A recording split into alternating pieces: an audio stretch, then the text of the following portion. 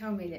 Dodamies pie vienas no pašām populārākajām prāta kļūdām, kas mums liek justies nožēlojami, kas bieži vien ir sociālās trauksmes pamatā, un tā ir domu lasīšana. Šī ir viena no tām brīnumainajām spējām, maģiskajām spējām, kas mums nepiemīt. Līdzīgi kā nākotnes pareģošana, kas būs nākamā, citu cilvēku domu lasīšana nav mūsu spēja, ka mēs neesam vēl telepātiski, vismaz pagaidām, ja? Bet kāpēc mēs to daram, un ļoti bieži tas sakņojās pagātnē, mēs cenšoties izvairīties no pagātnē pieredzētām nepatīkamām emocijām, kur kāds cits ir mūs aprunājis vai teicis kaut ko sliktu pat mūsu klātbūtnē par mums. Mums ir tie centieni izlasīt viņu domas un sajust un saprast, ko tad šis cilvēks domā par mums. Un parasti tas fokusējas uz negatīvo, vai ne? Ko, piemēram, padomās priekšnieks, ja es viņam pateikšu, ka es gribu algas pielikumu.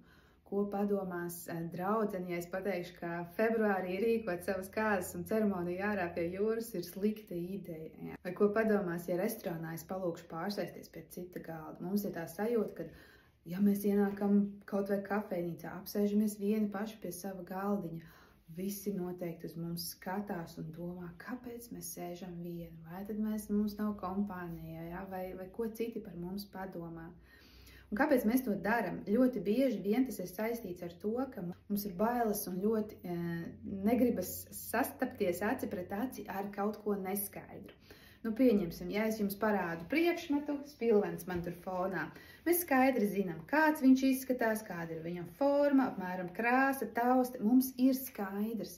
Un prāts ļoti tiecās pie šīs skaidrības, ja?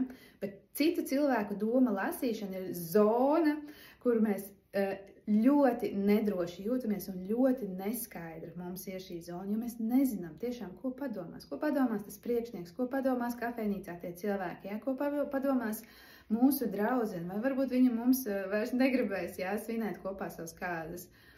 Un tas ir bailīgi, ja? Ko padomās, piemēram, tētis par manām karjeras izvēlēm, vai viņš tiešām lepojās, vai viņš vienkārši saka, ka man atbalsta, ja? Vai ko domā patiesībā mans bērns, vai viņš mani no sirds joprojām mīl, vai viņš jau sāk mani neciest un neieredzēt, ja? Un tikai iztur manu klātbūtni. Un prātam ļoti nepatīk šī neparedzamība, šī nezināmā teritorija.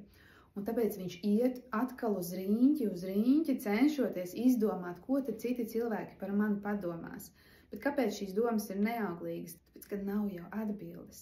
Un viņš turpina atkal un atkal domāt tos scenārijus. Un kas ir pats svarīgākais, ko mums jāsaprot par tiem scenārijiem, ka bieži vien tie atspoguļo vairāk mūsu iekšējo stāvokli, mūsu domas, mūsu sajūtas par sevi, nekā to apkārtējo.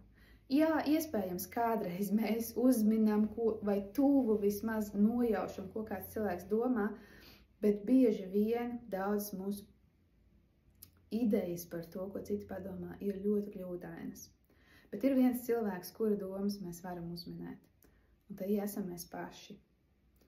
Un tas nozīmē, ka mēs īstenībā savas domas projicējam uz citiem, it kā viņi tās domātu. Nu, piemēram, mēs atnākam mājās dusmīgas vai par kaut ko neapmierināts ar sevi, un mēs ieraugam, ka vīrs sēž un kaut ko tur aizņemts savās lietās, ja koncentrējas. Mums izskatās, ka viņš ir dusmīgs uz mums par kaut ko.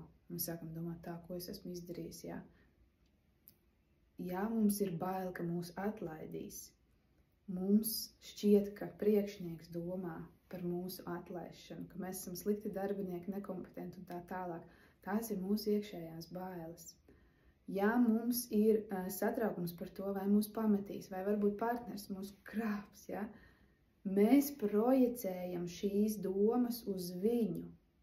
Līdz ar to mēs reaģējam nevis uz realitāti, uz esošo situāciju, bet uz savu domu projekciju. Tas nozīmē, ja mēs domājam, ka mūs tūlīt nokrāps, vai varbūt jau viņš ir nokrāpis, mēs sākam runāt, rīkoties, it kā tas jau būtu. Mēs kļūstam aizdomīgas, mēs sākam tur čekot, pārbaudīt, kur viņš ir un tā.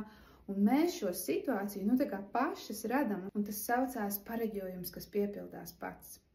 Jo principā mēs esam projicējuši savas domas uz citu, un pareģojam, ka tās ir taisnība, līdz ar to rīkojamies un dzīvojam tā, it kā tas jau būtu taisnība. Otrs veids, kā rīkoties situācijās, kad mums sāk gribēties lasīt domas, ir vienkārši pateikt, es nezinu, ko citi cilvēki par mani domā, un man tas īstenībā arī neinteresē. Es netērēšu laiku tam, lai censtos ielīst kāda cita galvā. Ja? Viens populārs teiciens ir, ka mēs domātu mazāk par to, ko citi par mums padomā, ja mēs zinātu, cik reti īstenībā viņi par mums domā. Tāpēc tas, ko šodien dari, un arī turpmākās visas dienas, paliec savā galvā. Nelien citu cilvēku galvās. Tev noteikti izdosies.